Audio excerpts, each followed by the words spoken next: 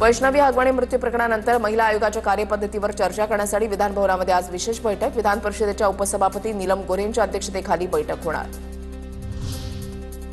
वैष्णवी हगवणे प्रकरणाला नवं वळण. शशांक हगवणे आणि लता हगवणेला आणखी एका प्रकरणामध्ये अटक होणार. जेसीबीच्या विक्रीवेळी प्रशांत येळवंडेंची फसवणूक केल्याचा दोघांवर आरोप.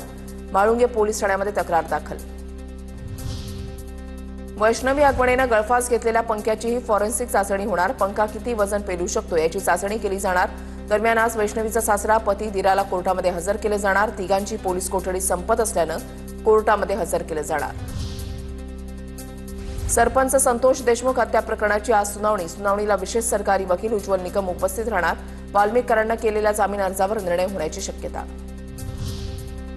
राज्याच्या मुख्य सचिव पदासाठी 3 नावांची चर्चा. राजेश कुमार, इक्बाल चहल, भूषण गगराणी यांच्या नावांची चर्चा. सुजाता सौनिक जून महिन्याच्या अखेरीस सेवानिवृत्त होणार. राज्यामध्ये काल एका दिवसामध्ये 2 कोरोना रुग्णांची मृत्यू. राज्यामध्ये गेल्या 24 तासामध्ये 59 रुग्णांची नोंद. मुंबई आणि पुण्यामध्ये सर्वाधिक रुग्ण. राज्यात कोरोना रुग्णांच्या संख्येमध्ये वाढ. रुग्ण वाढत असल्यानं आरोग्य विभागाकडून सर्व यंत्रणा सतर्क ठेवण्याचे आदेश.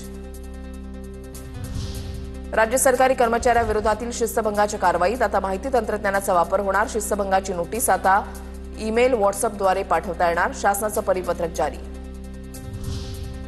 7व्या आयोगातील त्रुटी दूर, पण काही थकबाकी नाही. राज्य कर्मचाऱ्यांना दिलासा. 1 जूनपासून सुधारित वेतन श्रेणी लागू.